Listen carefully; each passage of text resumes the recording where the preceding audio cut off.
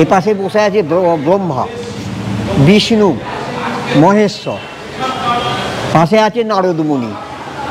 আচ্ছা, মায়ের দুপাশে আছে জয়া আর বিজয়া মেন, আর অষ্টসখী, মায়ের হচ্ছে অষ্টসখী।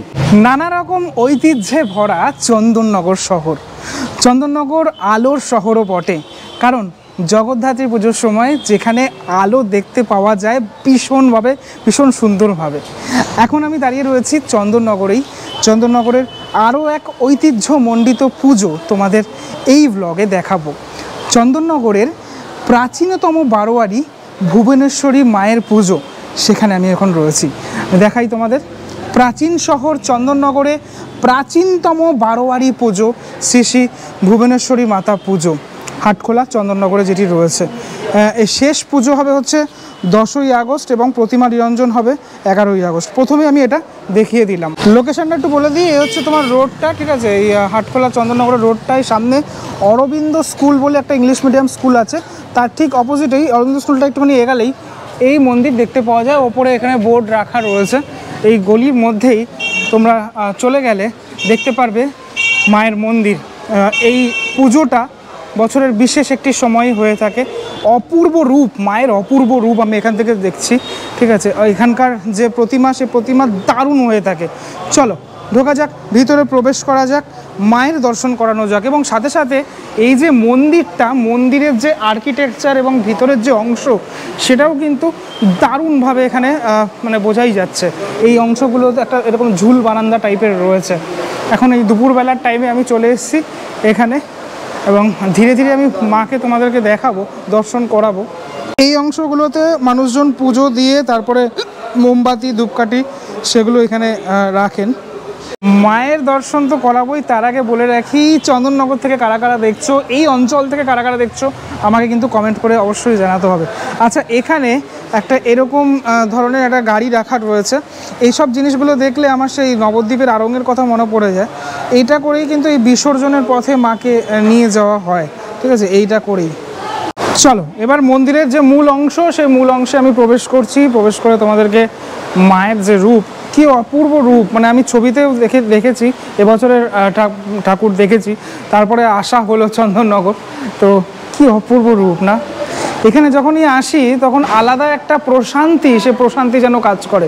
আমি এক ফ্রেমে নেওয়ার চেষ্টা করছি, এই হচ্ছে এক ফ্রেমে টোটাল মায়ের সাথে সাথে আরও যারা পূজিত হন সকলকে তোমরা দেখতে পাচ্ছ একত্রে। বিষয়টা হলো মানে এই যে এখানকার যেটা আমি বলছিলাম, এখানকার মায়ের এই যে মিষ্টি মুখটা, এই মিষ্টি মুখ কিন্তু প্রতি বছরই থাকে। এবং এখানকার ঠাকুরের যে ঐতিহ্যটা, আমি বিভিন্ন জায়গায় গিয়েছি, কৃষ্ণনগর গিয়েছি, তারপরে মনে করো হুগলি জেলার তো রয়েছেই এখন, ঠিক আছে? হাওড়ার ঠাকুর, এক একটা জায়গার ঠাকুরের একটা একটা বৈশিষ্ট্য থাকে। এই যে মুখটা, মানে এই মানে সুন্দর গোলাকৃতি মুখ, এটা কিন্তু এখানেই দেখতে পাওয়া যায়। আমি একটুখানি কাছে এসে দেখানোর চেষ্টা করছি মায়ের যে মুখমণ্ডল।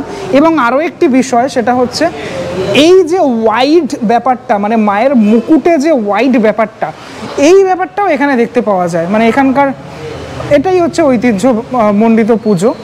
প্রত্যেকে এখানে রয়েছেন, প্রত্যেকে সাজ, অপূর্ব সাজ। হ্যাঁ, এই পুজোটা তো বেশ কিছুদিন আগে শুরু হয়েছে, এখানে রোববার সম্ভবত শুরু হয়েছে। তো যাই হোক, এখানে এই ঠাকুর যখনই বিসর্জন হয়ে যায়, বিসর্জন পরে এই যে ছবি রয়েছে এখানে, সেই ছবিতে পুজো করা হয়, ছবিকে পুজো করা হয়। বাকি এই বেদিতেই হয়ে থাকে। আমার এই চন্দননগরে আসলে এই ব্যাপারটা খুব ভালো লাগে। এখানে ম্যাক্সিমাম পুজোগুলো না একটা মন্দিরের মধ্যে হয়ে থাকে, কোনো আলাদা জায়গা নয়, মন্দিরের মধ্যে হয়ে থাকে। সব থেকে ভালো লাগে যেটা, সেটা হচ্ছে এখানকার সাজটা, সাজ যে পরানো হয় তখন কিন্তু বেশ ভালো লাগে। এবং প্রত্যেকের সাজ, তুমি একজনের সাজ না, সামঞ্জস্যপূর্ণ প্রত্যেকের সাজ এখানে রয়েছে।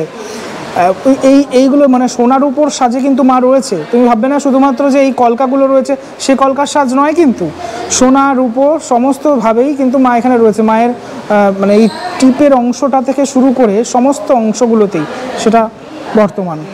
আমার সাথে এই মুহূর্তে অশোকবাবু রয়েছেন। উনি এখানে এই পুজোর সাথে অনেক দিন ধরে জড়িত, এই পুজোর পুরোহিত বলা যেতে পারে। অশোকবাবুর মুখ থেকে এবার শুনবো এই টোটাল আপনি পরিচয়টা করিয়ে দিন, কোথায় কোথায় কে রয়েছে, কার অবস্থান কোথায়, বলুন। প্রথমে হচ্ছে মা ভুবনেশ্বরী, মানে বিশালক্ষী মা। ইনি হচ্ছেন বিশালক্ষী মা, সেনেটের বিশালক্ষী মা। আচ্ছা। আচ্ছা, এই সামনে আসুন, আপনি সামনে আসুন। সেনেটের বিশালক্ষী মা, ইনি এইখানে ওঠেন। আচ্ছা, এনা হচ্ছে পরিচয় আগে করিয়ে দিচ্ছি। এ পাশে বসে আছে ব্রহ্মা, বিষ্ণু, মহেশ্বর, পাশে আছে নারদমুনি। আচ্ছা, মায়ের দুপাশে আছে জয়া আর বিজয়া মেন, আর অষ্টসখী। মায়ের হচ্ছে অষ্টসখী, অষ্টসখী হচ্ছে মেন জয়া আর বিজয়া। 6 জন, 3 জন, 3 জন 6 জন, মানে মোট 8 জন বিজয়া রয়েছেন মেন। এবার 3 জন 3 জন 6 জন, 8 জন মোট হয়ে গেল, সখী। 8 জন সখী মায়ের। এইবারে মায়ের যে যার সব বাহন আছে। আচ্ছা, বাবার আছে ষাঁড়। আচ্ছা, মা আছে, মায়ের হাতে সাপ। আচ্ছা, নারদমুনি, উনি হচ্ছেন নারদমুনি, ওনার আছে ঢেঁকি। এই যে ঢেঁকি দেখতে পাওয়া যাচ্ছে, ঢেঁকি। আচ্ছা, বিষ্ণুর হচ্ছে গরুর পক্ষী নিচে, ব্রহ্মার হচ্ছে হাঁস। এই হলো। আর এই যে দুপাশে দাঁড়িয়ে আছে এর হচ্ছে নন্দী ফিরিঙ্গি, বাবার চেলা নন্দী ফিরিঙ্গি।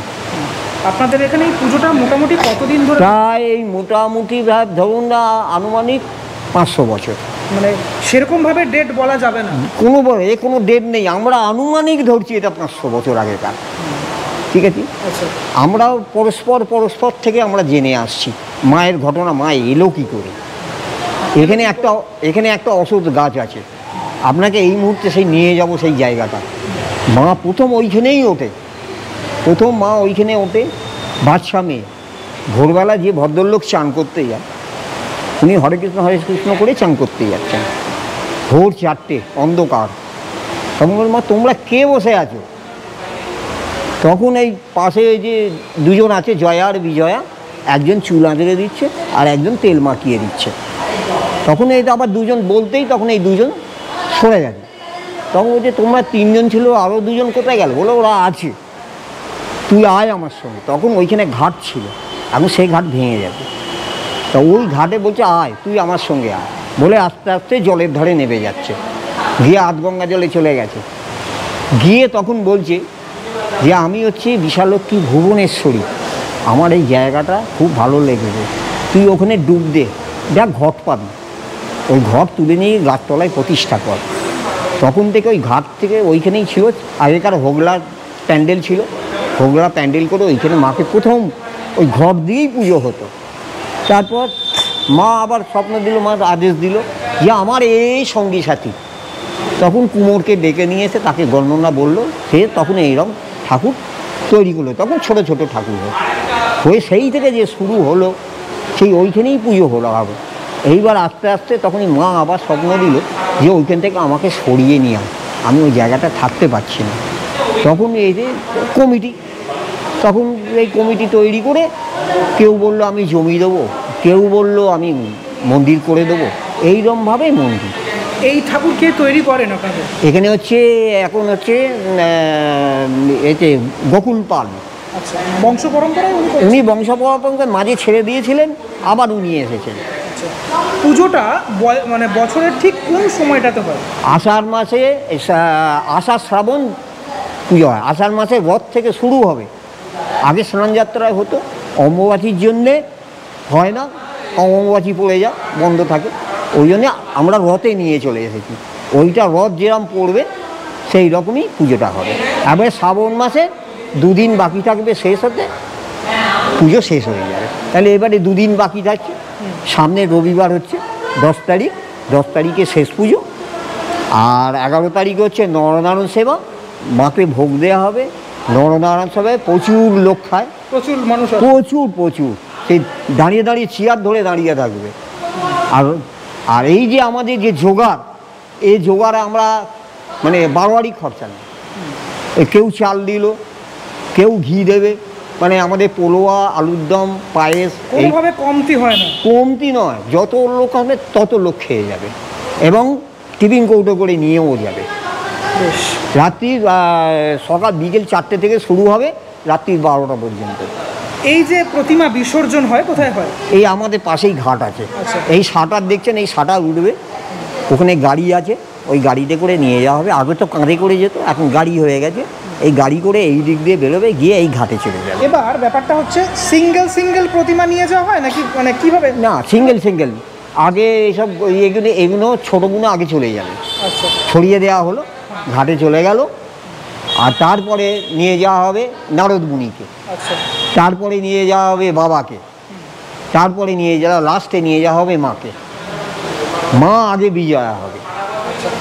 মা অন্নপূর্ণার সাথে কি বৈসাদৃশ্য রয়েছে? যেই অন্নপূর্ণা তিনি ভুবনেশ্বরী, তিনি কালী, সব এক। না, আমরা দেখে থাকি মা অন্নপূর্ণা অন্ন দিচ্ছেন, সেখানেও বাবা থাকেন। হ্যাঁ, ঠিক আছে, এখানে এটা হচ্ছে অন্নপূর্ণা। একদম। আর ইনি হচ্ছেন মা ভুবনেশ্বরী, বিশালক্ষী মা ভুবনেশ্বরী। বিশালক্ষী মা হচ্ছে কালী। আরও একটা জিনিস ঠাকুর মশাই আমি লক্ষ্য করলাম, মহাদেবের 4টি হাত এখানে দেখতে পাওয়া যায়, হ্যাঁ। অন্য রকমের ব্যাপার, এটা আপনি একটু ব্যাখ্যা করুন। এটা হচ্ছে মহাদেবের 4টে হাত আমরা এখানে করেছি।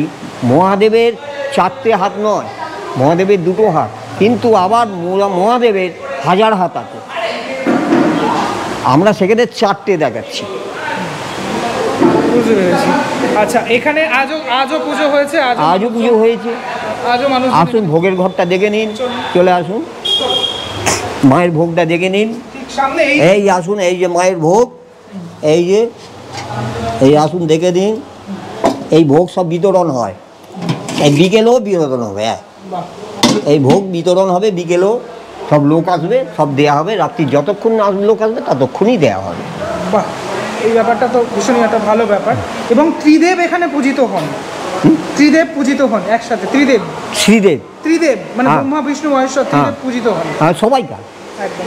যখনই পুজো করবে তখনই আগে করবে বিষ্ণু করে মায়ের চলে যাবে মায়ের কাছে। অনেক ধন্যবাদ আপনাকে, নমস্কার। আবারও দেখা হবে আপনার সাথে। ব্রহ্মা বিষ্ণু মহেশ্বর এই ত্রিদেব একসাথে পূজিত হন এই মা ভুবনেশ্বরী মাতার মন্দিরে। আর একটা জিনিস যদি তোমরা ভালো করে লক্ষ্য করো, আমি দেখলাম, আমার মানে অন্যরকম লাগলো। এখানে কিন্তু মানে বাবা মানে মহাদেবের 4টি হাত, সেই 4টি হাত দেখানো হয়েছে। এই ব্যাপারটা কিন্তু অন্য অনেক জায়গায় দেখানো হয় না, এই 4টি হাত আমি সেটা লক্ষ্য করে দেখলাম। যাই হোক, এই ব্যাপারটা মানে এই টোটাল এই যে পুজো হয়, তোমরা কারা কারা জানতে পুজোর ব্যাপারে সেটা আমাকে অবশ্যই জানিও। প্রতি বছরই যখন মা ভুবনেশ্বরীর পুজো হয়ে থাকে তখন লক্ষাধিক লোক এখানে এসে থাকে, মানে ভোগের ব্যবস্থা থাকে, সাথে সাথে এখানে মানসিক পুজো হয়, মানে অনেক মানুষ আসেন, দণ্ডি কাটেন, আরও যা যা মানসিক থাকে সে পুজোগুলো হয়ে থাকে। যারা এখানকার এলাকার বাসিন্দা তারা এই ব্যাপারগুলো আমাকে বললো, যেটা আমি শুনতে পারলাম। কেমন লাগলো এই ভুবনেশ্বরী মায়ের পুজো এবং ইতিহাস, সেটা আমাকে অবশ্যই জানাতে ভুলো না। পরবর্তী ব্লগে দেখা হচ্ছে। আজকের মতো এই অবধি, চলো টাটা, ভালো থেকো সবাই।